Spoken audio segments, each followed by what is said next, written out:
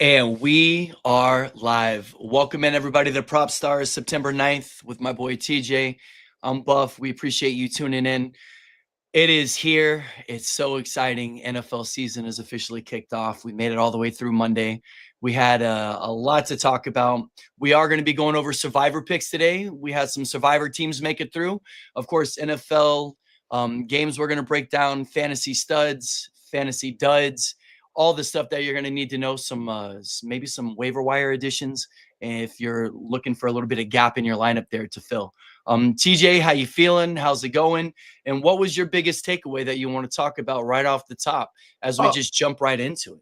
Yeah, I mean, I have the Giants shirt on, right? I know we have a lot of Giant fans listening. Sure. And it's one thing that we signed Russell Wilson. Thanks for listening, Andy. It's one thing when we signed Russell Wilson, we signed Jameis Winston, we draft Jackson Dart. I still don't understand the fascination with Russell Wilson. We've seen him fail over and over the last 5 years. And they've already announced him game 2 starter. They came right out the gate and said he's starting the next game 2. Which you have to do that now. So we're stuck with them for a couple weeks. Well, you said there's no way they let him start or they let Jackson Dart go in for the first 6 games, right? It just wouldn't be. Yeah, just the schedule is so tough. My biggest problem with the Giants is why did we anoint Russell Wilson the starter a week before training camp?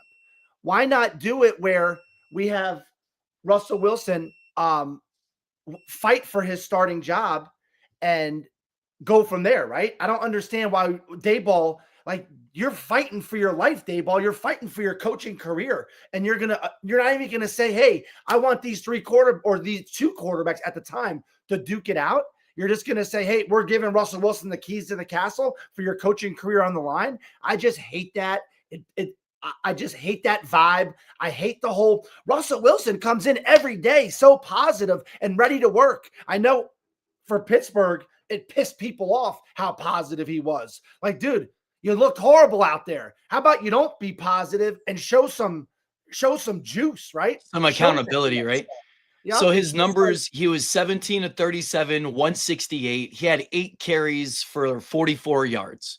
Yeah, and I mean, he was obviously trying to run the ball. I think what that shows me is, I mean, he's trying. It's not like he's over here just letting the ball. He's definitely trying to keep this starting job. If this is not his last opportunity to be a starter in the NFL, right? That's the kind of vibe that he has. Yeah, that's the vibe he has, and I think he's yeah, I agree, dude. The Bronco. Yeah, I just hate how we anointed him. It makes me really upset. I just wish I thought Jameis would have stole that. I think Jameis probably played better than him, right? And I think Daboll could harness Jameis Winston and limit his turnovers. But that's what stood out to me as a Giant fan, just really annoyed. And also how Daniel Jones pretty much snake bit the Dolphins and the Giants all in 1 week, right? Oof. Daniel Jones goes out, looks like an all-pro, scored on 7 straight possessions, embarrassed the Miami Dolphins, looked like a great quarterback, and now we're watching Russell Wilson run around and just miss wide open guys. Neighbors is flipping out in the sidelines. Neighbors at least knew with Daniel Jones he was going to get the ball. Neighbors now is arguing with Daboll, and then Daboll tries to calm him down and give him a high five, and Neighbors shuns him there. Like, Neighbors, I think 12 targets, 5 for 71. You had Wan'Dale Robinson show a little life, 6 for 55 with 8 targets. So you have the pieces. It's about getting the quarterback to get them the ball, right? Yeah, I mean, Tyrone Tracy didn't look good. Obviously, you're not going to be able to run the ball that great against the Commanders whenever you know you're one-dimensional. It's a frustrating game for the Giants. You kind of knew it was going to be this way. It looked bad, and I thought that since I don't know why I fell for the okie doke too, because I'm like, if Daboll has such a good offensive mind, and he's credited for helping Josh Allen get to that next level when he came to the NFL. I just thought that he anointed Russell Wilson, that maybe he could be the one that changes Russell Wilson. That could get Russell to kind of get it back a little, right? I mean, Russell Wilson's just still the same guy. Like, you look at, I'm watching the game. I'm watching it right now, the highlights of some McCarthy throws that he made. And there are guys that look wide open when McCarthy releases the ball. And then by the time he gets it there, McCarthy has a pretty strong arm, the guy's getting hit by 2 guys. The whole point I'm trying to make is Russell Wilson doesn't have that arm talent to get it there 30, 40 yards down the field. He just doesn't have that zip. Like, look at the way Aaron Rodgers looked. I'm going to bounce around, but it's just really disappointing to see Dayball just kiss Well, Russell you're Wilson's looking ass at the all through comparisons of other training camp. quarterbacks. Yeah, completely understand. Other side of the coin, you had the Commanders. They look dominant. Daniels came out 19 at 30, 233, had 11 attempts, 68 rushing and a touchdown. Krosky Merritt, I think, is the story of this game, is he not? No, From their yeah, it was. perspective. Yeah, Bill comes out 10 for 82, had a long rush. Debo, also another story because McLaurin ends up on the dud list.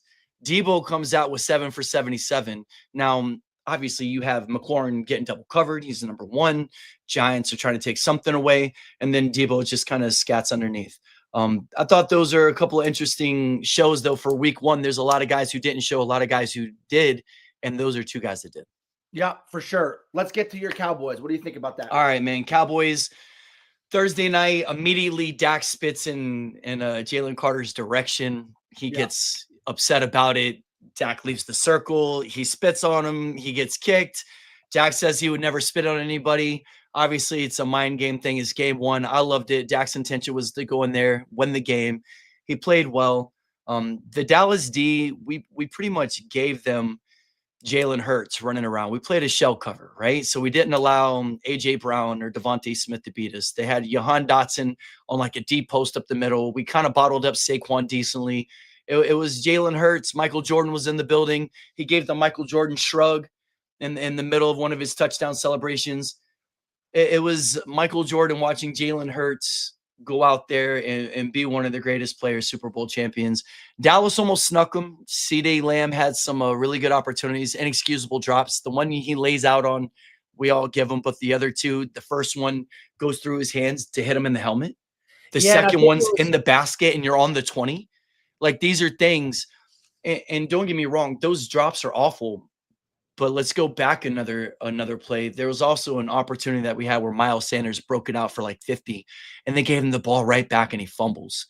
And then the weather delay comes out. Elliott kicks like a 58-yarder, and we just can't quite pull it off, Yeah, But it was a great game. I'm not saying it's a good loss, but I did like what we see. Pickens had a couple of moments, but CeeDee Lamb is the undisputed one.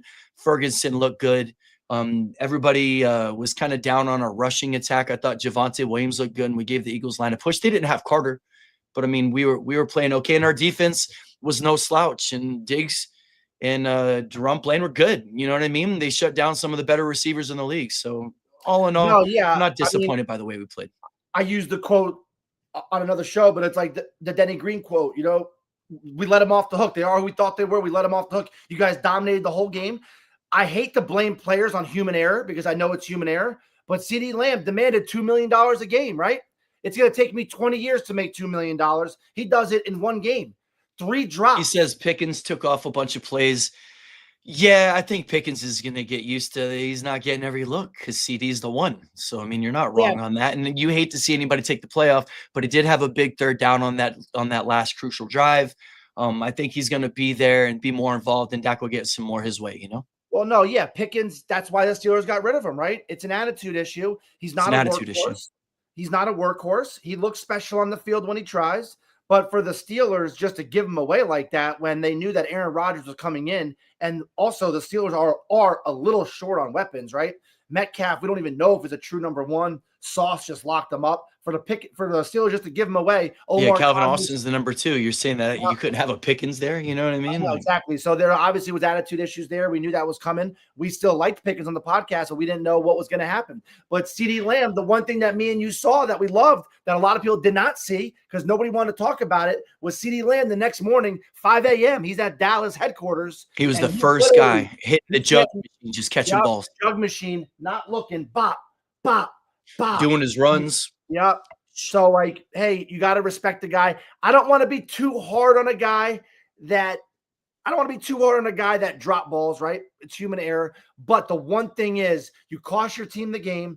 You demanded to make $2 million a game, and now you just have to bounce back. But you have to own it. He owned it. You're right. He has to bounce back. But he even said in his post game, and that he prays for moments like that. And that's what you want to hear. You want to see him the next morning sitting there putting in that work. It's either going to go two ways. You either get better or you don't. You let it get in your way or you don't. And so I feel that he's definitely going to be the former and be better from it for sure, man. No, but Zandy, you're right. Sauce embarrassed Metcalf. I mean, it was embarrassing. Even the catch that Metcalf had to bounce around everywhere when Sauce was covering him. It was bad, but let's move forward. All right, another game after what do we just go? Giants Commanders, right? You got Panthers Jags. This is a game that's interesting because Tank Bigsby just got traded. So it kind of segues into that, him going to the Eagles, right? And that frees up that backfield. Everybody was trying to figure out what piece of the backfield that you wanted. Looks like it's going to be Travis Etienne. He definitely had a dominant game, 16 for 143, had a long run of 41 yards. Brian Thomas Jr. makes the dud list, right? Yeah. He only had one catch for 11 yards on 7 targets. You had a little bit of work from Travis Hunter, who's going to look good. Chuba Hubbard is a piece of that Panthers offense. And Tretoria McMillan, however you say his name, right? Teteria had 5 for 68, 9 targets. The Panthers don't look great, man. And I know they came out and looked okay at the end of last year. Not a lot to talk about in this game, just a few fantasy pieces, and you're wondering about the Bigsby trade. Eagles didn't even get him for a running back. I know everybody was talking about the Will Shipley rib injury. They ended up just getting Tank because they want a returner.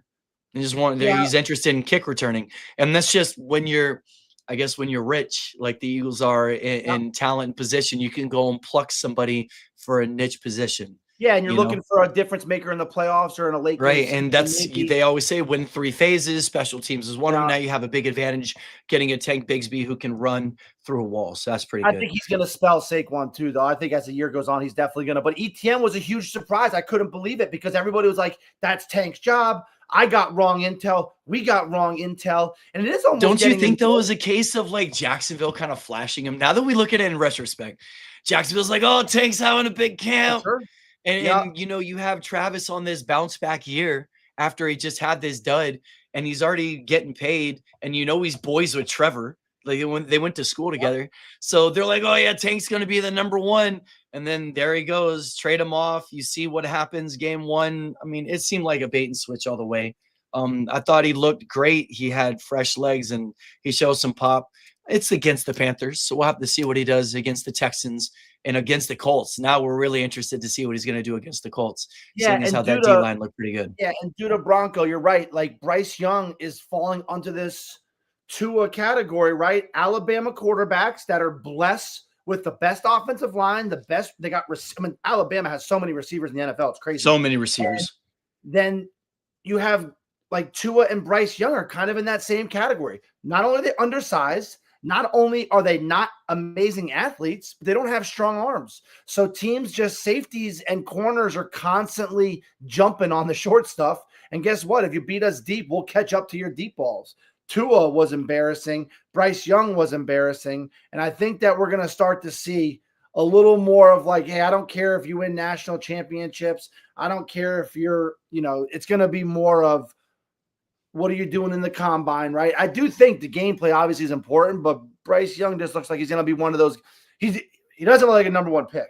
And I think he's going to be either a serviceable starter or a decent backup for years to come, right? Yeah, I just wanted to talk about the Jags a little bit there. Let's skip over. We had that Friday night game over in Brazil. You had the Chiefs Chargers. Worthy's out, dislocated shoulder. Kelsey didn't have much, had a long touchdown. You had Hollywood Brown, who kind of popped with 10 catches, 99 yards. It was the Chargers, man. Justin Herbert looked good. Of course, Omarion didn't look great, but he came out. They balled. You had a couple of Keenan Allen sightings who looked incredible for the late value there. Yeah. Vlad McConkey wasn't very involved. Quentin Johnston. I mean, it's not a lot to talk about here other than the fact that we all knew that the Chiefs, if they came out flat and they looked like they did last year, they were going to be in trouble this year, and that's exactly what happened. The Chargers are on the ascent. We know they're getting better. Harbaugh's tuning in, and he's getting that running game going. Justin Herbert's obviously got some of the best arm talent in the league. They got a great defense, and I thought they gave the Chiefs a run for their money, man. And it's definitely going to be a fun division over there with the Broncos and Chargers giving them hell, The one thing it's hard for us to know is how good teams' trenches are going to be. And Chiefs got exposed on their offensive line. How do you think Pacheco looked with the run game? I mean, Kareem Hunt and Pacheco pretty much split, right? Pacheco looks a lot better than Kareem Hunt, and he looked a lot better than him in preseason. Looked a lot better than him in training camp. Looked a lot better than him in the first game. But he looks better. But the way the game dictated, Chiefs were down. They had to throw the ball. And to me, it's always a bad sign when Patrick Mahomes, like some of their best plays were him running the ball. I like when him and Burrow and those guys are running the ball at the end of the game to keep drives alive. But Patrick Mahomes was running for his life early in the game. He led the team with rushing 6 for 57 and a touchdown. It's kind of crazy, every time right? I looked up, it's Patrick Mahomes running for his life. And what happens when a quarterback is constantly running? He's not spreading the ball out to his team, right? Therefore, receivers don't run routes as well. That's why people always ran amazing routes for Brady, because they knew the ball was always going to come to him. When quarterbacks start running around like that, receivers kind of think, oh, the ball's never going to come to me. And you could see that whole vibe, that whole offense, nobody felt involved, right? And it was just one of those things where there was no juice. Started with the trenches. Then Mahomes is running for his life, not spreading the ball around. It was an ugly game. Chargers won it. Nobody was that surprised the Chargers won. I think the Chiefs are going to start going down a little bit, but it's not over for them. You still have Mahomes. Kelsey obviously showed that he still could do some things. I think Pacheco is going to be amazing, but they have to figure out how to get him the ball. They have to figure out how that offensive line can block. And, Mahomes. I thought it was like you said, though, we've all been waiting on the Chiefs to kind of like take the handcuffs back off of Mahomes and kind of let him go out there and sling it around. And I don't know if they have the line to let him do that, is what it looks like, because he's not getting the time and he's running. And it was against a great line against the Chargers too. So let's bounce around to some of the other 1:00 games. Let's go right into the second best game of Sunday. We thought it was the first best until it happened, but Steelers Jets, right? Steelers Jets. Rodgers came out, balled 4 touchdowns, through 244, looked incredible. You had Warren with a touchdown. Obviously, the Steelers' backfield was kind of in jeopardy as we were going into the season, wondering who was really going to come out. It's definitely Warren 1, Gainwell 2. Caleb Johnson had 1 carry minus 2 yards 3. Yeah, Caleb. The rookie may continue to get burned later, but he's not a factor right now. No, he's not a factor. And I loved what Aaron Rodgers did in the press conference. I'm tired of all these guys always just wanting to say the right thing and moving on with their life. Aaron Rodgers said, the head coach of the Jets didn't want me, right? Aaron Glenn, he didn't want me. He told me I was not a good fit for this team. And I was yelling from the rooftops about the Steelers, not only because of my connections with the front office, but I think this team top to bottom is really good. And Rodgers, the big thing about Rodgers that nobody wanted to talk about was this is a 2-year injury. I learned that from our other podcast with Caleb Pickett. He goes, it's a 2-year injury. That's what it takes to recover. And if you watch Rodgers' throws, a lot of them he's up off his feet doing jump throws. You can't do that a year removed from the Achilles injury, right?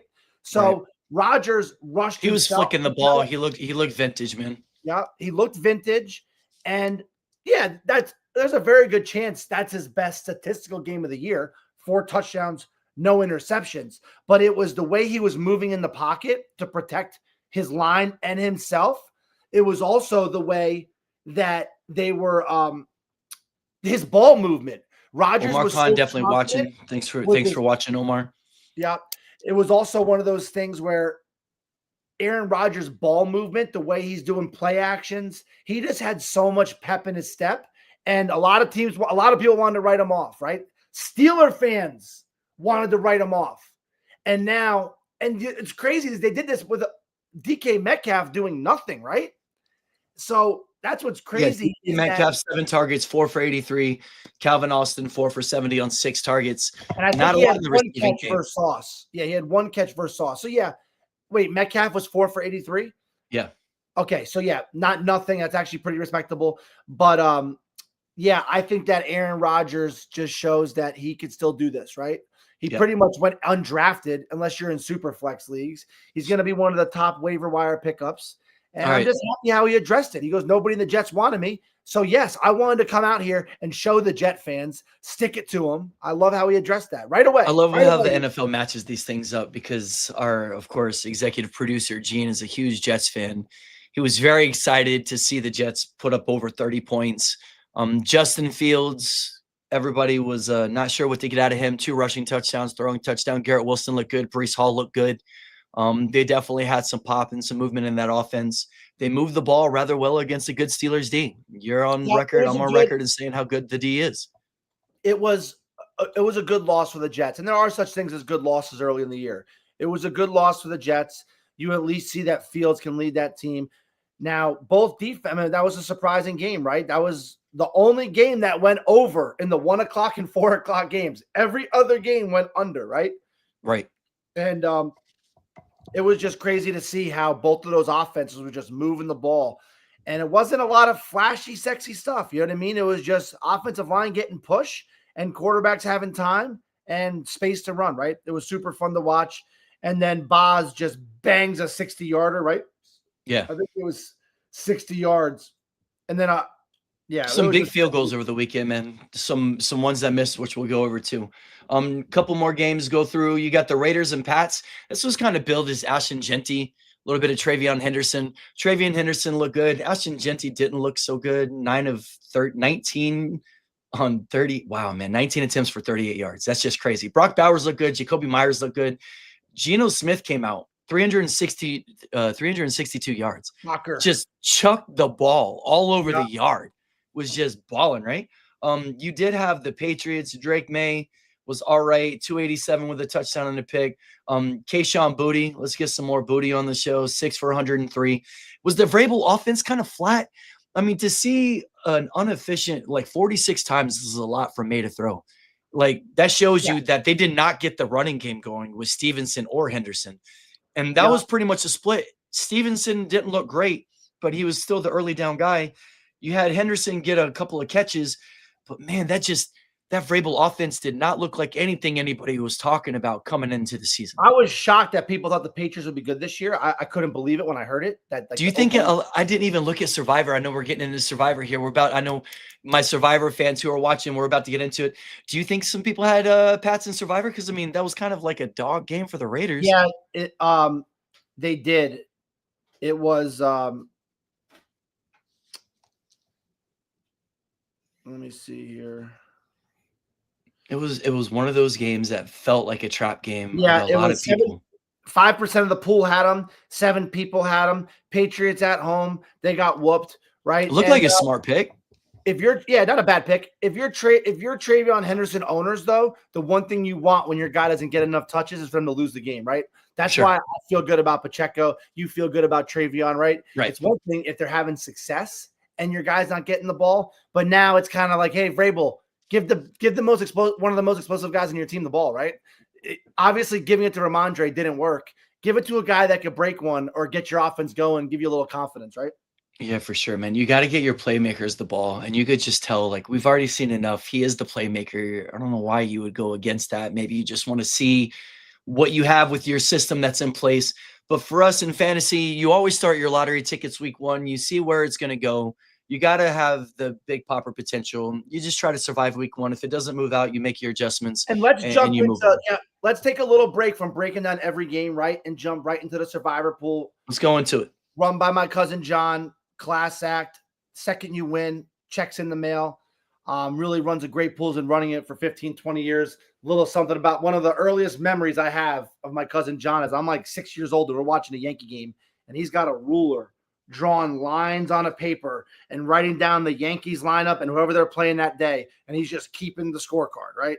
And it's just crazy. A guy hits a double. He writes that little line, double. And the guy just loves sports, super organized. And hey, nobody runs. Nobody hold it down for a second. Yeah, nobody runs pools better than my cousin John. But yeah, breaking down the survivor pool, it is. I liked Arizona on the first two on week 1. The reason why you want to pick Arizona is you want to get them out of the way, right? Yeah. And John said he still does the box score. It's pretty crazy with all the technology now. You're still doing, I don't think it's handwritten anymore, John. But anyways, but no, Buff, what I was saying in Survivor Pool, what do you want to do? For people that don't know about this Survivor Pool, I know we have some listeners that are in the pool. You get a buyback up to week 6, right? So you want to take your chances. I took my chance with Arizona. I'm not picking Arizona the rest of the year. I'm in 2 buy-ins. I think your mic's off, Buff. But I do think that I was really happy with picking Arizona just for the simple fact that I'm never going to pick them again. Never picking them again. They looked horrible, by the way. But I was surprised that 41 people picked the Broncos, but just because they're a pretty good team, right? And I don't want to use my Broncos early on. They look good, but they look kind of scary to pick in a big situation. Just because, I mean, you Well, saw Bo Nix and yeah, Ingram, they and look I mean, horrible week 1, but this is yeah. only a team that you thought would get better from last year. We could be wrong, but I don't think that was a great pick to go Denver. Can you imagine though picking the Broncos against the Raiders late in the year, and Raiders sneak in the them? survivor pool, Broncos were number 1 at 30% ish. Cardinals were number 2 at 23%. Jaguars were number 3.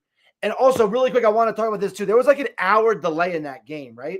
We saw what that delay did to the Eagles and Cowboys. Yes. I'm hoping, for the Jaguars' sake that I have a little stock in, I'm hoping that delay also hurt the offense a little bit, and maybe they bounce back, and maybe Brian Thomas Jr.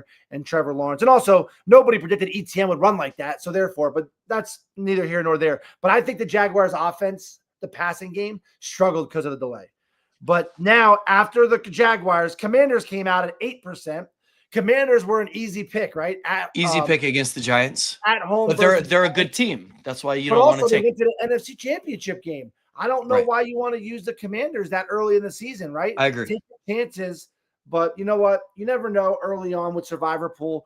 But it looks like we have about 10 people ish that have to use their buybacks. Somebody picked the Bears last night, which is kind of crazy, but that's, again, you're taking your chance, right? Taking your chance with the Bears. I have a feeling that maybe, I know Tyson throws a lot of entries in. I have a feeling maybe one of his was the Bears. I don't know about that. And so actually, you want to talk about this next week? Right? Yeah, we're bouncing around. We'll get to let's talk about the Bills Ravens, right? All right, let's talk about Bills Ravens. Yeah, I agree, Overman. Delays always hurt the offense. We have a 2-game sample this year. We haven't seen a lot of football delays, right? Because we were raised in football plays in any weather. I was going to say the weather delays weird me out. I'm like, what do you mean? But I think it's more for the fans, and this whole lightning thing now, we deal with it at Disney, all that crazy stuff. Lightning within 10 miles, everything gets turned off. Sure. It's kind of crazy. But yeah, let's talk about maybe the greatest game of the year, maybe the greatest regular season game of the century, maybe the greatest regular season game ever. Maybe the greatest opening day game that we've seen. We've never seen a 41-40 NFL game. That's the first NFL history. Josh Allen threw for 251 yards. He had 4 touchdowns. In the fourth quarter, he threw for 251 yards. Meanwhile, my quarterback can't get 100 yards for the game, right? But it's crazy. It was an amazing game. Lamar Jackson tries to protect Hopkins and gets hit in the head and pushes a fan. That catch by D-Hop was crazy. Nook still got it, bro. And then the fact that fan altercation was wild. All right, so break that down. Yeah, it was an amazing game. And honestly, it came down to a couple things. Ravens had a 4th and 3, right? If they get the first on their own 38, up 2. This is why this is not an easy decision. They punted the ball because Harbaugh said, if we miss it, they are automatically in field goal range, which Matt Prater just got added to the team, by the way. The reason why I'm not playing Monday quarterback here, I said it at the time, I think they should have went for it, right? You have 3 yards to win the game, and you're putting it in Lamar Jackson's hands. Also, another thing to think about is if the Bills get it on the 38-yard line, you're shrinking the field, right? You're not giving Josh Allen all this real estate to throw. That corner route to Palmer isn't open. And if it is open, it's a touchdown, which that's okay. Because then you get Lamar Jackson with the ball back with a minute and a half. We saw him do it in the playoffs last year with no timeouts. In the snow. Could be an AFC Championship preview for sure. With these incredible quarterbacks, it comes down to who has the ball last. So why would you not want your guy to have the ball last? It just doesn't make any sense. And I would be okay. Like I've always said this, when you're on your own 12-yard line, if you have 2 minutes to go and it's a 4th and short, just go for it. If the field goal, if you get stopped and that field goal doesn't knock you out. You see what I'm trying to say? So it's different if you're up 6, you don't go for it because in a field goal you're down. But they were only up 2. So you could still hold them to a field goal. You're down 5 and you still have Lamar Jackson. I think they had the perfect play scripted and they just never used it. And I might be a little biased on this, But you stack everybody up, you give Lamar the ball, you have him bootleg out, you make everybody adjust, cover, rush in. And who's going to be open? Mark Andrews, who's had one catch for 5 yards that nobody is even covering. And of course, I lost my fantasy matchup because he had one catch for 5 yards. So I was just beside myself the fact that he couldn't do anything for the entire game. There's plenty of opportunities, but you have Lamar Jackson, you have Mark Andrews, you have Derrick Henry, you have Zay Flowers, you have all of these weapons. Plus, you just can't cover Lamar. You have so many options. I think you definitely run the ball or make the play on 4th and 3 to win the game, and then you just walk out of the stadium. We've seen Josh Allen over the last 4 years make a name, reputation, career, and a legend out of himself for these moments. They changed a rule in the NFL because of Josh Allen.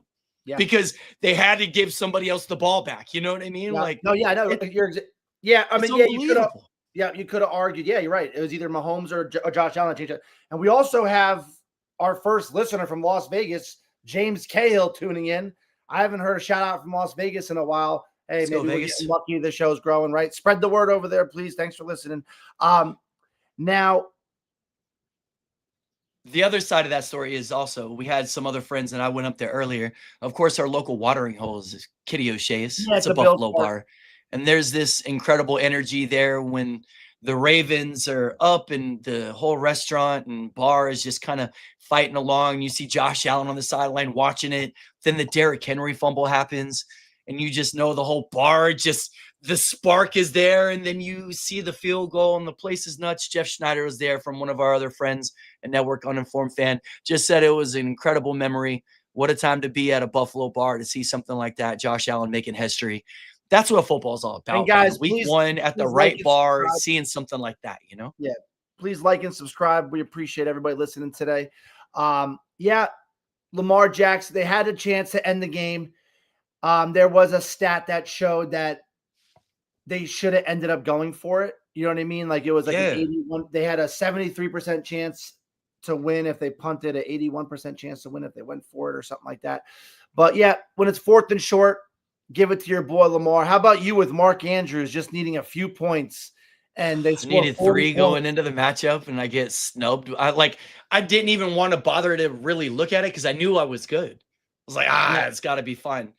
And, on the other side of the coin last night, I know there's a whole list of fantasy duds, but Justin Jefferson had like one catch for 5 yards or something like that going into the 4th quarter before he ended up making a catch on the sideline, catching the touchdown, and then had another, late catch to kind of seal it. It was one of those opportunities where I was only up by 3 and it looked like I could squeak one out too, but JJ is obviously JJ and Mark Andrews is Mark Andrews. I just never would have imagined that Andrews would score like 1 point or 1.5. I could have started Hunter Henry over him and got a win. I could have started Drake May over Dak.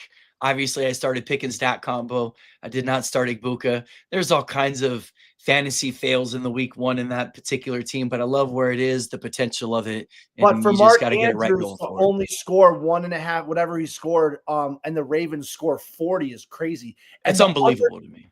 And this is supposed to be the game. Likely's out. So this is supposed to be the game that it gets heavily targeted. That's why it was such a sure shot. The other crazy part is, and I'm not trying to tell Lamar Jackson how to play quarterback, but he hits the drag route on 3rd and 10 going across the middle. Yeah. And the play is where the drag route goes across the middle, or this way, we'll say, right? And Gene. We'll see how that stands up. Tell me in the season long. Mark Andrews is running a little like kind of wheel route as a tight end, and he is wide open. Mark Andrews kind of showed up Lamar a little bit. After he threw it, Mark Andrews looks kind of goes like this once or twice, like, yo, what the you haven't thrown it to me all game. And then for the win, I'm like your number one guys. Like Zay Flowers, obviously is the number one guy now, but over the career, they've had a tight bond. And it should be Zay and him, and it should be interchangeable. And it did baffle me that I looked at a few different plays because I was so upset about it. And he was wide open a few different times. And that is what it is. And the game's going to go certain ways, man. It's week 1. Just can't get upset. Mark Andrews he had like 10, 11 touchdowns last year. There's no way that he can eclipse that. He could still do even with a week 1 done, Let's talk about the Monday night game. We're bouncing around, right? But that Monday night game, it looked like the Bears had it in the bag. It looked like JJ was kind of small in the moment too, McCarthy, right? Yep. He didn't At look first, good. yep. He did But not look that good. field goal, that last drive in the first half kind of gave him that life, that Gave him a energy, little that juice. juice. They were really excited about it. Everyone was kind of pumped. And I feel that was a real turning point. You hate to call it on a field goal at the end of the first half, but it kind of gave him a spark to hit Aaron Jones in the corner and to get, JJ going. And honestly, they both quarterbacks kind of manned up a little bit, right? Caleb Williams was really inaccurate, and we could talk about that. He was the most inaccurate quarterback in week 1 for target percentage throws, right? He had the worst percentage, which that's a big stat now that a lot of people are watching. So his accuracy is a concern. We saw that clip in training camp where he couldn't hit the broadside of a barn. Right. A little disturbing. But when the game was on the line, Caleb Williams marched him down the field and scored a touchdown, right? And they couldn't get a stop. Now, I think that Your cousin John's making moves on you in baseball right now while you're on the podcast, by the way. Yeah, I know. I get notifications on my computer. I just want to let you know right now, while you're distracted in the playoffs, in the semis, he's over here making moves. Go ahead. I don't want to distract. But I think that both quarterbacks showed promise. But, yeah, I mean, Caleb Williams had the worst target percentage. It was like 44% in the second half, 29.6% for the whole thing or whatever. And it was real bad. And I think McCarthy showed a lot of toughness, right? I think both teams showed hope, but is Caleb Williams the guy that everybody wanted to make him be? He didn't really win in college late in his career. He has shown in the NFL so far that he's not, I don't know if he's a winner, right? And he misses. Was it the Vikings defense last night, or was it the Ben Johnson offense and the lack of Caleb being able to execute, right? Missed throws. He missed throws. I'm not talking about throws that we can make. An NFL quarterback should not miss throws by that much. I mean, these were down and ins. He had that one wheel route, would have been a touchdown. Crazy missed throws. And I think he might almost be a victim. He's like known for making these great big plays, and he's got this huge arm. He doesn't turn the ball over very much. At least history is dictated. He overthrows. It's almost like his arm is too strong. He doesn't know how to harness it and control it yet. And just, throws that J.J. McCarthy made, and he didn't. But no, yeah, he was throwing 90-mile-an-hour fastballs to like just running back out routes. I mean, it's kind of crazy, dude. You just got to have a little touch or lay it out. Yeah, what about the Packers-Lions game? That was a little surprising. Amon-Ra St. Brown ends up on the dud list out of that. You would say Jahmyr Gibbs, I love the stat that you put out, 10 catches, 31 yards. NFL record. It's unbelievable. Lowest amount of yardage in the NFL history. Lowest amount of yardage with 10 catches. When you look, and his long was 8. So, I mean, think about that. His long was 8. He had an 8-yard catch. I watched a lot of that game. He had a lot of 3-yard down and outs. 3-yard down and out. It's just unreal, man. And like the Lions look like they miss Ben Johnson. Yeah. The Packers, go ahead. It's early to say, right? And also it kind of pissed me off when everyone's like, Micah didn't do amazing. He only had 1 sack. He got a sack? Like, that's 16 sacks a year. You're a first ballot Hall of Famer. Right. If you get 1 sack, he had a couple hurries. The Packers look scary because they look very physical on both sides of the ball. They do. Now, Detroit, after that Washington game last year, has kind of been known as like a little bit of a soft. They've been a little soft, right? Detroit, which we didn't think of that with Dan Campbell, but they look soft. They looked really soft. I think they're going to be okay. That's a team that I'm not willing to give up on yet. Their offense is going to get it together too. That's going to be different. And I think Green Bay might have the most physical defense in the NFL. And it's early. I think this is the Jordan Love that we expected to see last year too. And I think that he's got Matthew Golden now. He's got Jaden Reed. He's got a full complement of weapons. Tucker Kraft looks great. And then they get the Josh Jacobs combo. You know what I mean? Yeah, you get a running game along with receivers, and Jordan Love is smart with the ball. They have everything in place, man. Packers are a problem, and they look to be probably the best team in that division so far. No, Gene, I agree, man. Micah he brings that vibe. And let's be real. Back to the Cowboys-Eagles game. How many plays in the first half where Jalen Hurts was dead to rights? We hurried him. We just couldn't get him down. He was dead to rights, and he found the way to get away. If he doesn't get away one of those times, that whole game could have been different. And Sure. I think if Micah was on the field, if Parsons was on the field, he would have been Jalen Hurts would have been more dead to rights, and he already was, right? I agree. Jalen Hurts did not have a good game. He did not look good. The receivers did not look good. They did enough to win, but Dallas outplayed them in almost every aspect except for drops and the fumble. Yep. That was crucial.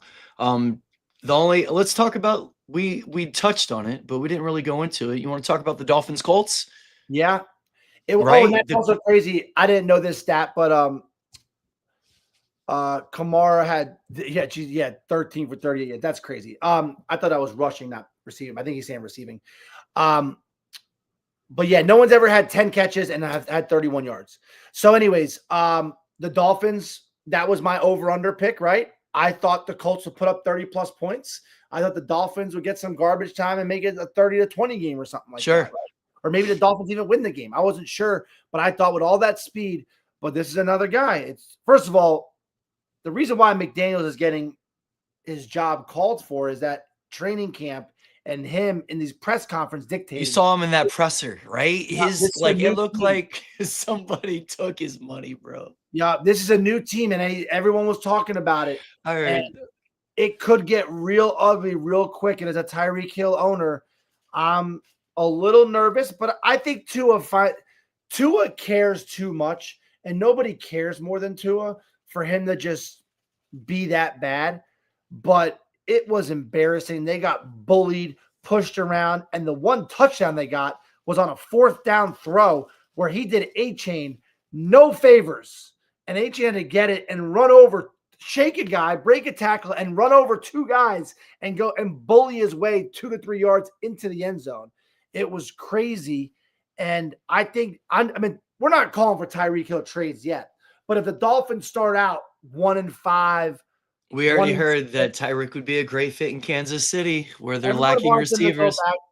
Everybody wants him to go back there, but no, Duda, I think Brock, I think you're right. Tua, I don't know if you call him overrated of all time, because a lot of people are not believers. The guy does not have the arm strength to get the ball in. Sometimes that Dolphins offense looks like it's poetry in motion and everything is nice and it's a finesse game. But these Colts and the interceptions Tua threw were inexcusable. They were not he didn't look great, man. Achane looks like he'll be fine. Darren Waller obviously didn't. I don't think he played. Something happened. No, Waller didn't play. Tyreek Hill was a dud. He only had like 4 catches for 40. Waddle got hurt. It wasn't great. And they were at Indy, so I get it. And we knew that the Indy line was supposed to be new and improved this year, but we did not expect that kind of dominance. And then Daniel Jones came out on the other side and balled out. And then they were able to give the ball to Jonathan Taylor, not sexy, but even against the Dolphins front, he still was able to do some decent work. You had Michael Pittman. We talked about the Michael Pittman, Josh Downs thing. Michael Pittman had a better game. And then Tyler Warren it looks like he is the number 2 in that offense. Rookie tight end, the next Brock Bowers, yada, yada. Yeah. Like 7-8 catches, 70, 80 yards, whatever it was. He was absolutely eaten. And I remember when we were on the show with Caleb Pickett and we were all doing breakouts and I was like, Daniel Jones. And I wasn't even sure if he was going to be like the starter at the time, because they were still talking about AR. Looks great now. I think he looks poised, looks confident. They're 1-0. They look like they're in a very winnable division. And I can't wait to see what the Colts are going to do, man. It looks like he's going to be a fun team to watch. Yeah, Tyler Warren looked great. He's a big guy. And he's big, dude. A lot bigger than Brock Bowers. I'm not going to say he's better than Brock, but he's a lot better. Those are 2 guys that I was kind of counting out. Daniel Jones, Geno Smith. And I wasn't sure how much I love those tight ends because of the quarterback situation, right? And 7 for 76, man. He was getting lit up. And also, Duda thinks Tyler Warren's gonna be better than Brock Bowers. Brock Bowers has shown he's still the number 1 in his offense. In that Raiders game, he still went over 100. Heavily targeted him, Jacoby Myers. They are the head of that offense with a Genty who can run the ball. Our worry was, is Genty even going to be able to run the ball? Because is Geno going to be able to get the ball downfield? Geno went for 300 yards. Yep. He's got receiving weapons galore. There's dudes that you didn't even hear of that are catching the ball. He was diming it, right? So Genty's going to get hits. Yeah, Genty's going to have a big year. Yeah, but I do think, Duda, that it could be a Tyler Warren 1A, 1B, like when it comes to fantasy over the next let's say 7 years, where now you're going to see Bowers already went early right this year, but you're going to see both of them as the first 2 tight ends drafted off the board. 100%. 1 week of work, you could already tell. Yeah. Another tight end that's out multiple weeks, our very loyal listener, Sean Overman, had a big week, but he loses Kittle. Looks like it's going to be 3 to 5 weeks. I'm looking at it right now. Purdy might be out too. I mean, the Niners just it's the same story over and over every year. Injuries just crush. Yep, you're right. It's Kelsey, Kittle, Warren, Bowers, very similar. The Niners just get crushed with injuries every year, and they had a big win. Purdy McCaffrey answered the bell. He got true workhorse volume. You knew that Brock Purdy was going to sit there and try to figure out who his receivers are. I know you were into Juwan Jennings. Kittle was clearly the number one. Losing him is detrimental early in the season. Yeah, I think but the good thing it's early in the season. Yeah, and they do have an easier rated schedule, right? Yeah, Jennings will have a great fantasy year. I think that he obviously just got back to practice, so this week wasn't going to be a big one, but I love Juwan Jennings for the rest of the year. Yeah, so Kittle's out multiple weeks. God, man, that guy just can't stay healthy. He can't stay healthy. I was scared to draft him early in that reason. I thought Mark Andrews was a great value. Obviously, that still bit me in the ass. If Kittle stays healthy, he's elite. So it's about you having to deal as a manager with the next 5 weeks in a backup. Hopefully, there's enough out there. There's a lot of tight ends. I mean, you had Britton Strange doing well with the Jaguars. There's guys all over the place. How about you got Chigo Conquo? There's definitely players. How about a game we haven't talked about yet and might be the most mind-boggling stat of the whole day? Bengals Browns. The Bengals put up 7 yards in the second half. That's unbelievable. The whole Bengals team made the dud list. Jamar Chase, Joe Burrow, T. Higgins, all of them underperformed. They still squeak a win out. I don't even understand. Joe Flacco pretty much throws it around on him. How does Joe Burrow go for 113 yards? So listen to this, right? So Caton's on the couch and he's playing his mom, Barbie, right? They're in a fantasy league. It's a big buy-in for them, and it's intense. They're playing week 1. And Caton, he's handling like a man, but he's pouting on the couch saying, how does Bijan Robinson outscore? He has Burrow, Chase, and Higgins, right? Right. He goes, how does Bijan Robinson outscore all 3 of them? And I'm like, welcome to fantasy, buddy. Welcome to fantasy, kid. Yeah, but it's just like, it's crazy to think. If I was to tell you that the Bengals would put up 7 yards in the second half, you wouldn't believe it. When I saw it, I didn't believe it. I went through the play-by-play. I thought ESPN was wrong. I thought the NFL waiting on the app to update. Like, what's going on? Yeah, exactly. So I will say with this game, I thought the Bengals were going to win. I thought the Bengals offense is better than the Browns defense. Which is crazy. They won by putting up. That's even more. Maybe even more. They won. So that was like the line fluctuated. The line that I took was at 5.5. They did not make the line. They won outright. Obviously, the Bengals have been known these last few years to kind of stammer and stumble out the gate. This did not do them any favors. Now, they don't have a great offensive line, which we saw. Chase Brown had an awful run line, but he ended up, I guess, saving a little face with receiving line. They definitely got pushed. Burrow got sacked a few times, and that's what you're going to get with the Bengals. They're going to be elite some weeks. They're not. In week 1, and the Browns in general just kind of have their number whenever they play. Divisional teams just match up well against you sometimes. And Joe Flacco and those boys were diming it out. You had Dylan Sampson, 8 catches, right? And nobody saw that coming. It was Ford. You got Judkins coming. Jerry Jeudy did his thing. Cedric Tillman did his thing.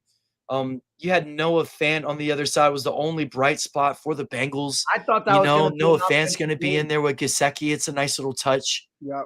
I liked Joe Flacco in some DFS lineups. I thought that was going to be an offensive game, and it clearly wasn't. I do know that Denzel Ward really he was not talking trash, but he's like, I'm going to lock up Jamar Chase. I want to cover him as much as I can. Yeah, and if you hear any lawn work, supposedly they're out. Yeah. Supposedly Denzel, supposedly Ward just gave Chase the blues. And, everyone's human. We did see the defense was ahead of the offense in almost every game except for the Bills-Ravens. Vikings, Bear. Yeah, but on Sunday, the 1 o'clock and 4 o'clock games, there's only one game that went over the total. That was the Steelers Jets, which And that that's was the kind of game that was expected week 1, predicted. right? That Let's was talk about another great game. Let's talk about the Bucks Falcons, huh? This is another crazy game that a team won that probably shouldn't have won, right? The Bucks Yeah. pull it out, and the reason why is because Koo shanks a field goal at the end of the game. Yeah. That's the reason why. Baker came out cold in the beginning. The Falcons bottled him up. It was a bad spot for the Bucks. You knew that Bijan was going to definitely run. They didn't have Worst. I believe the Bucks didn't. They're not going to have him for a couple weeks. Now, right. So that's kind of a gap there. But the Bucks just kind of grinded it out and they stayed with it. Micah, Buka, rookie, I have a lot of stock in. He's my fantasy darling for the year. He ended up having a couple of tutties. Mike did his thing. Bucky didn't have the best rushing line, but saved it with a touchdown. You saw a little bit of Rashad White. Cade Otton was an absolute no-show. And I just don't know how you have a no-show from Cade Otton when you know he's got the potential and you have your receivers and Mike Evans and Egbuka clearly doing work. But they pull out the win, and there's a lot of numbers on the Falcons side. What were we going to say? No, Baker was very quiet into the last drive or two. Yep, Overman's right. The Bucks missed the field goal. Koo missed a kick, but if Koo makes the kick, it still goes into overtime. So, I think that Penix looked great. I watched a lot of that game. Penix looked good. The Falcons looked good. Pitts got involved, which everybody was wanting to. Everybody great value tight end there. Pitts finally shows up a little bit. I think I was surprised. Bijan had very little rushing yards, right? Right, 12 for 24, right? Even with no Worst. Yeah. And then you had Drake London, 8 for 55. I mean, he's going to break out later. The Bucks, that's a huge win for them. Divisional win, game 1 on the road. We already like them in our division picks, but it shows you that Atlanta is definitely, the second team in that division. They look great. The Bucks not having like their left tackle, the best left tackle in football, they're going to be struggling a little bit until they get that back. That's another note. Let's talk about the Giants again really quick. When is Andrew Thomas going to play? The guy missed 11 games last year. Supposedly, he's an all-pro left tackle. How do you know if you never see him, right? We haven't seen this guy on it's just so frustrating. Bang and Play is asking a question on a trade. Thoughts on a JSN John Taylor trade for James Conner and Amon-Ra? I'm not doing. I'm staying on JSN and Jonathan Taylor. Yeah, and then the reason why James Conner, I don't know if you even saw that line from the Arizona game. You had the Cardinals. Trey Benson ended up leading the rushing attack with 8 carries for 69. He had a long for 52. He outrushed James Conner 12 for 39. Also, I take JSN over Amon-Ra this year. Right? Like, I'm just saying. Pure number 1 volume with a slow Cooper Kupp versus Amon-Ra, where there's a lot of mouths to feed. And this is the second year in a row Amon-Ra's come out and laid a dudding week 1. For a top first or second pick, Amon-Ra St. Brown, he's got this floor, but that's why we always say he's not the sexiest player. It's because his floor is supposed to be so good, but he comes out and does this. That's not a floor. The reason why we draft him is because of his floor. Overreact on week 1, but the one thing I will say was we were very high on JSN, not as high as we were on Amon-Ra, right? But I was a little lower on Amon-Ra. But obviously, if you're going by a draft, Amon-Ra is going a round or 2 ahead of JSN, right? That's why the guy's asking the question, right? Or the girl, whatever. But to me, the big question was Sam Darnold and JSN going to connect? Because if they did, then we're going to know. And we're going to know really early on if they are going to connect or not. And the answer is yes. So now then you watch the Lions offense, which has a lot of mouths to feed. Now that gap has closed. And now Overman is even looking at his draft because he's like, oh, what could I have done? Who could I have drafted? Well, now you could have went and got JSN, right? JSN is going to be a guy that nobody really wanted to reach for in the third, late in the second. I did. I grabbed him in every league I could. Yeah. But I think that he has that JSN answered all the questions. 13 targets, bro. The second closest was 3 targets to Cooper Kupp. 13 targets, 9 catches, $124. That's elite volume, elite target share. He's going to have an elite year, barring health. Just let him go do his thing. And that's against the Niners. Yeah. I love JSN. No, I know. I'm not really talking about, but you got Allen. But let's just not judge it on week one. But you're asking, could you have gone JSN over Allen? I think you could have. I think Josh Allen had the best statistical week. That's going to be the best game he has all year, Josh Allen. And JSN is going to constantly put up 100. He's going to have 120 catches and 1,500 yards. Josh Allen had a couple of those games. I think that's the reason why that people ask this question, why Josh Allen is such an enamoring quarterback at that pick. You get Josh Allen in the third round. You got Sean. Oh, he's the GOAT. He's the greatest. All right, bro. There's a lot. You got to get a lot more rings before you start throwing around the GOAT word, man. But the point is, he's a generational quarterback, and we're seeing him ascend. And there is clutch genes within certain players that the game slows down. He becomes more accurate. His vision is better. He makes better decisions. And that seems to be Josh Allen, man.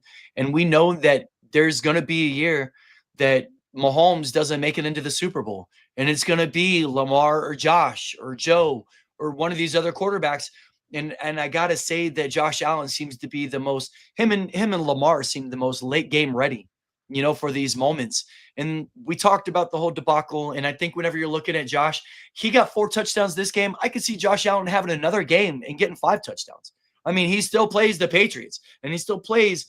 I'm not saying that the Jets are going to be a lay down, but he plays the Dolphins twice. You know what I mean? Like, yeah. Josh Allen could just destroy these teams. I get why you take Josh Allen because he's just going to be a league winner for you or a week winner certain weeks. Like Josh Allen and one other player on Sean Overman's team outscored my entire team. Yeah, you know what I mean? Easy to say after that game, the highest, it's going to be maybe the highest scoring game of the year. You think 80? You think 40-41's the highest score? I think that this is like the new NFL. I don't think that is the highest scoring game. It'll be top 5. It'll be top 5. All right, top 5 I'll give you, right? I'll give you top 5. And I think Josh Allen puts out a bigger game than this. Like, I think there's just going to be such big numbers because of the situations. And we've seen, some of these defenses are going to be lacking this year, man. It's going to be crazy. Yeah, for sure. Also, I feel like Jordan Mason, on another note, Jordan Mason looked really good. I definitely regret not taking Jordan Mason over Ramondre, obviously. and that just looked, we talked about it. It looked notable. And it's one of those moments that I hate drafting online because you see such, some valuable discrepancy. And I'm looking at Ramondre up here and Jordan here, and I'm like, I could probably grab him on the way back. Let me just stack it. Yeah. And I got greedy, and then somebody else snags it being savvy, right? So you just know that Jordan Mason belongs up there. But Aaron Jones looked good. He got volume. He gets catches. He doubled his carries, Jordan Mason. He did, and he had some great breakaways, just like we saw last year, how he breaks tackles. He looked incredible. Yeah. I'm only in 2 leagues, but I was fortunate enough to get him in 1. I really wanted to get him in 2, but I didn't. But Mason just looked explosive. I thought it would take 6 to 8 weeks to steal that job. It looks like he took it in training camp. That's Jordan Mason's job to lose. Aaron Jones will still be serviceable, but that's Jordan. I mean, it looks different. That offense looks different when Jordan Mason's getting the rock. I think the only games we didn't touch on. What did you think about the Titans Broncos? Did you think anything about Cam Ward? Did you think he was going to look better in his debut at Denver? Obviously, Denver. We talked about it. It was a horrible matchup for both teams. You have both really good defenses, both really good defensive lines. None of the quarterbacks had time. Trust me, I have a lot of stock in Bo Nix this year, and I was a little disappointed. I didn't want to have a lot of stock in Bo Nix, but the way he fell to me, RJ Harvey looked good. Dobbins looks like he's losing that job real quick. RJ Harvey looked good. I think that it's very hard to judge week 1 on those two teams. I'd like to see a little bit more of a sample size. But, yeah, I mean, Cam Ward struggled, but what about the Texas Rams? What do you think about the Texas Rams? What did you think about that game? Yeah, Texans and Rams, another sloppy game. CJ Stroud didn't look good. Nico Collins makes the dud list. Yeah. Jaden Higgins looks like he's going to be a viable number 2. Yeah. Kyron Williams did okay. Texans. Puka, right, was already in the medical tent again. Not good. And then he came back, right? But it was just one of those sloppy games. I didn't watch I was trying to get to that replay, and it was one of the games I missed. But I tried to watch it, and it was just I got some of the first quarter, just not a real fun, sexy game to watch. A lot of these offenses struggled week 1, and that's really just the way it goes. Well, have we looked at? Let's do a little Survivor preview. I was going to say, let's look ahead to Survivor picks since that kind of does our NFL recap. Right away, you're already looking at Cowboys versus Giants, right? Yep. That's I already think a you pick pick that on the stands Saints. out, I think, because the Cowboys aren't going to be a team that you can pick every week. It's not a bad spot to pick them. And with Russell Wilson being the declared starter, not saying that, I mean, we held Jalen Hurts in check throwing down the field. If you're letting Russell run on you, it's probably better than letting Jalen run on you. Yeah, I will I say mean, if this. you approach it the same. I will say this. I thought early, last week, every team you're going to be picking on the Saints all year, right? If you wanted to take a chance, you can actually pick the Saints at home versus the Niners this week, right? That would be Sure. kind of crazy. If Brock Purdy's out. Brock Purdy's out, right? So I think that if Brock Purdy's out and you have your buybacks, maybe take a shot with the Saints. It'd be a ballsy pick, but I could see you doing that. You're never going to pick the Saints again. And then you could save the Cowboys because I think the Cowboys are a playoff team. You could save the Cowboys for down the road, I think You the got the Cowboys Ravens. are great, to be honest with you. I think the Yeah, Cowboys. you got the Ravens with another soft matchup. You kind of want to save them too, home against the Browns. You got the Bears at the Lions. Lions out favoring the Bears a lot, coming off a rebound. That's going to be a game I think that's going to be popular. I think a lot of people are going to take the Lions going against the Bears. Really? I think that people are scared of the Lions. But yeah, I could see I think it's a bounce back game for sure. Oh, me too. I think I'm not ready to write them off yet. I think that Dan Campbell's too smart of a guy. Now they said, he was going to struggle losing his coordinators, and it wasn't a good look for him week 1.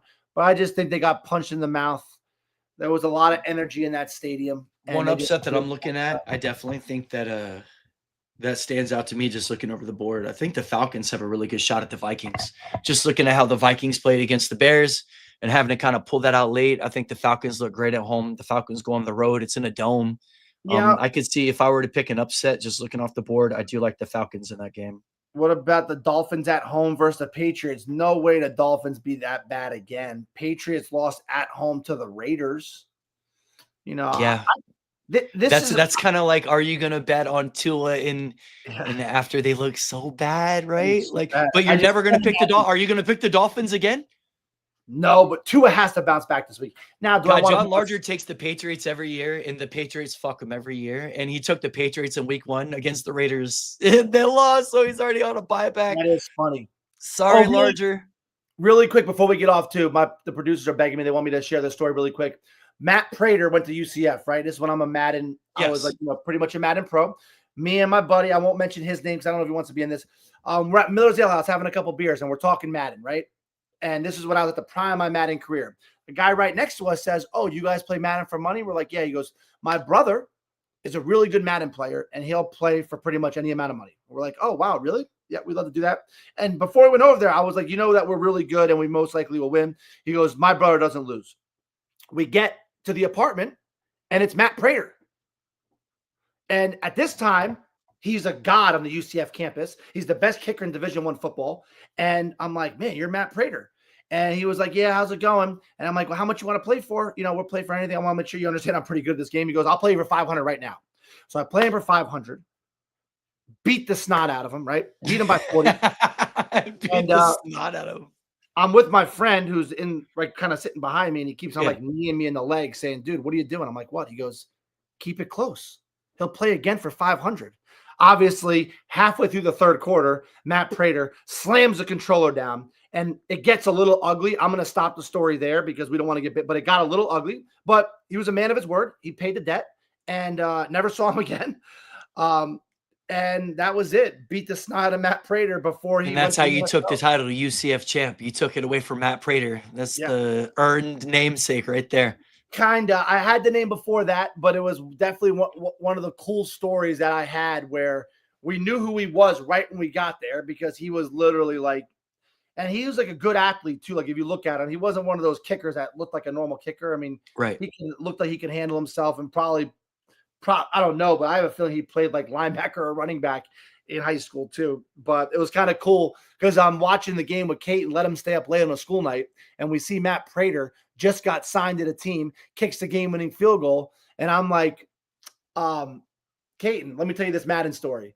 So it was just kind of funny the way it all worked out. And but yeah. And Matt Prater's still in the NFL, kicking game-winning field goals. And yeah, please, I would love to change my bank account with Matt Prater's back. I got him that day. Overall, he is winning in life. Me. I bet he would love to play you again. Another 500 on the line. Let's go. It'd probably be a little closer now, to be honest with you, because I just don't play as much. It was cool story. Got a lot of those little fun Madden stories, but no, that's awesome, man. We love to hear those pull out the history book thing, you know. Yep. What about all right, so we wrapped up Survivor. So this week, I mean, also last week might be the most teams I've ever seen picked in Survivor. I mean, it was all across the board, and this is why Survivor is so fun, right?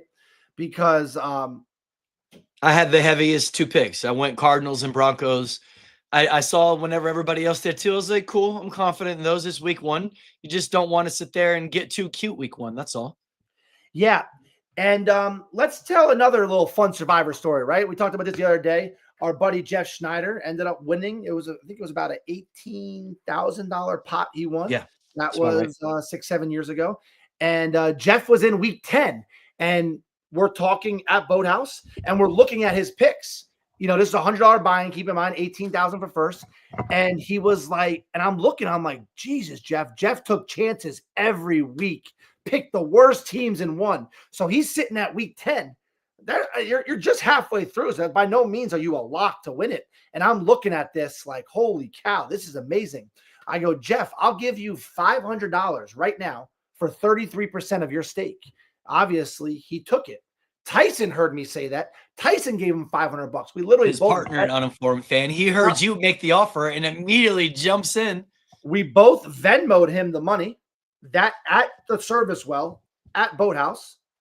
Jeff ends up proceeding to win the $18,000. And I'll never forget because my cousin John was like, how do you want me to do this? Because my cousin John knew that we bought stakes. And I'm like, Jeff, how do you want to do it? He goes, just have them each write us a check for $6,000. So it was, Jeff, it was like $5,775, something like that. We each got a check for that amount. And it was crazy because the caveat to that story too was that Jeff, they were all undecided who we want to pick because it was a 2-pick week. And Jeff ended up submitting the pick like 10 seconds too late, and it got auto-picked. I want to say to the Washington, I think it was the Redskins at the time. Right, it was the Redskins. And the Redskins ended up winning. And that's how it was a 2-pick week. The one game won easily. The Redskins won at the last minute. So we ended up getting auto-picked on the last pick for, almost $18,000 as a group. But it was a crazy, all those kind of fun stories is why we watch fantasy, why we gamble on sports, right? You don't want to ever get over your head, but it's like Survivor pools are always so much fun because it's $100, maybe 150 if you use your buyback. Some are more, obviously, we know that. Sure, and there's no lines. You just take an outright winner. You never pick them again. That's it. And back to Survivor pool strategy, there's also a strategy early on. Set it and forget it, right? Don't overthink it. Pick a team you think you're going to win because you don't know how matchups are going to line up down the road. You could be saving this team for the end, and then they have a Niners. They have an injury at quarterback, right? I took the Steelers when they were 10-0. Saved them, cost me, got knocked right out. You've seen. That was like that was good picks all the way through, and it just doesn't work. Yeah, I know. I mean, now Jeff mastered that year of Survivor. No, he did, bro. He picked every dog early, and that's why it's so good to have a good inkling. Is why we're doing this segment breakdown because if we can pick a game like the Dolphins, right? Because you're not going to pick the Saints at home. The Saints at home. Like the reason why you picked the Cardinals and the Broncos. I mean, the Broncos may turn out, but I'm not buying the Broncos late against Kansas City, against the Chargers, and these divisional games that they're going to be playing. The Raiders have already shown you enough pop. So you definitely want to pick these teams that have a good chance that you don't want to pick again. And got to find the right spot. It's funny because we put so much thought into Survivor, and I look at it so much. And then there's people like Ricky's dad who kind of just picks it and doesn't know as much as us. And he is Chris Shea pencils it in. He gets hammered week 1 and fills out the entire thing and just lets it ride. Exactly. And he's almost always in the last 10. He's in the last group every time. So we're putting hours of research in, and it's crazy. It's fun. Well, I'm just counting really quick. 1, 2, 3, 4, 5, 6, 7, 8, 9, 10, 11, 12, 13 teams got picked. So almost half, a little under half of the NFL got picked for week 1 of Survivor, right? Right. And I think this week it's going to be really spread out because I just don't think a lot of people are going to want to pick the Ravens. I think that you want to save the Ravens at home versus Cleveland, right? I just don't think that you want to use them when you have your buyback. I agree, man. I think there's Steelers at home versus the Seahawks. I don't know if I like that. I think I'm telling you, I got 2 of them. I think I'm gonna go with one of my picks. I'm picking the Falcons. I'm gonna go with my gut on that for an upset pick. And then I think for a favorite pick, I would take the Cowboys just because they're hard to trust in any spot. We have a good history of the Giants. We're home on a bounce back game, and one of us is going 0-2. You know what I'm saying? It's got to be. So I'm gonna take probably Falcons and Cowboys early on is what I'm looking at. Yeah, I'm hoping with my fantasy team, I'm looking at it right now. It's like I want my guys like Pacheco and Tracy just to get the touches, right? It's almost like I've listened to a lot of podcasts like yesterday, and a lot of expert fantasy players that thought they had a great team and they didn't, but they're not even looking at the production. They're just looking at, hey, can my guy get the touches? No, you're looking at targets, and that's why I try to talk about heavy target shares and people that are like going to be surprise twos. Like Calvin Austin is heavily involved in the Steelers offense. He got 7 targets. DK got 8. And they were both comparable in yardage. That's a dude who's on a wire, a number 2 for Aaron Rodgers. Yeah, that could be productive in a Gene flex. Did bring this up earlier. The rumor is Steelers are number 1 location for Tyreek Hill, and Chiefs are 2. But Steelers look like they might be the front runner, especially if Rodgers. Now, if you're the Steelers, you've had distraction after distraction with Antonio Brown, then Pickens. Why would you want Tyreek Hill? I think you welcome him back to KC. It's a natural fit. There's no issue. He got paid. The reason why he left, and he gets to go home. There's another domestic abuse thing with Tyreek Hill that came out yesterday too. I didn't even see that. Yeah, I just hope that. Jeez. I know that it didn't look good on the sidelines because he was blowing up a little bit, and as a Tyreek Hill owner, I just hope that. I got him in one league. The guy's just so freaking talented, and he's going to absolutely pop. It's just, don't become an Antonio Brown, Deontay Johnson head case. Look at Deontay Johnson. Biggest head case in the league. I can't stay on a roster. Also, Evan Ingram really surprised me. I thought he'd be like a fantasy dud list. That game was a real weird game, but yeah, super dud. I just was surprised because everyone's like, oh, he got hurt, but he got hurt in the 4th quarter, right? But yeah, Tyreek Hill, it's Tyreek Hill thing. Do you think it's time to trade Tyreek Hill before anything comes out and see what you can get for him? Oh, it's too late. I don't know exactly what Gene's talking about there. I do know that something came out though, and it's just not. All right. So what tier receiver would you be happy to trade Tyreek Hill for?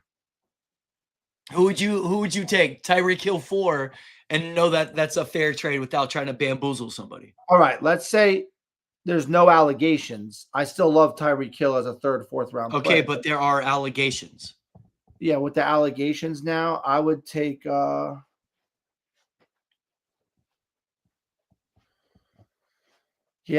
in that Cortland Sutton, Terry McLaurin. Kind of something like that, right? Maybe a Metcalf if you're lucky, kind of thing. Somebody who has a potential to a target share. Do you go like Tet McMillan? Yeah, I go Tet. I know he didn't have an amazing game week 1, but he did okay, right? Targets, it's there, right? Something like that. Yeah. It just makes you think though. These are crazy things because he was just like your 2nd, maybe 3rd round. Now you got to trade him for a 4th or a 5th. And maybe you want to trade him now while his potential problem could arise because God forbid. I think the week 1, everyone thought he was going to be the lead guy. You could have dog somebody who needed a running back and traded anything. Now it's out. Dylan Sampson and Quinshon Judkins come back. Jerome Ford loses all value, and you should have done something, right? It could very well be the same thing with Tyreek Hill. If he gets suspended, he's out. He has no value. You could trade him for a bag of peanuts right now, which could be more. Or do you risk it, let him serve a suspension, and maybe he comes back and makes a difference? These are real-life fantasy manager questions. Yeah, yes. We didn't talk about it much, but ESPN saying right now, everybody on ESPN is saying bench Russell Wilson. Like, put Jackson Dart in. Russell Wilson just did not look good. It's just, yeah, he's super positive. He's a leader. And, he just doesn't have the couth to be an NFL quarterback anymore. Yeah. And you got to be a leader in mid, man. If that team's not being, if they're not buying into a leader, what are we doing? Yep. And, yeah, that's that. It was a fun recap, though. It's so great. Great recap, man. That's week 1. Yeah, we could just go on and on. I think that we kind of want to start we might do a second show during the week, or we'll have a little more of like a preview to recap thing. But let's let the dust settle first, and then we'll be releasing some YouTube shorts on some prop bets and fun things like that as well. So stay tuned in for Survivor picks, fantasy darlings. We'll keep tracking everything so you don't have to. We appreciate you checking us out. Like and subscribe. Blow us up to your friends. All right, thanks, guys. Prop stars, one love.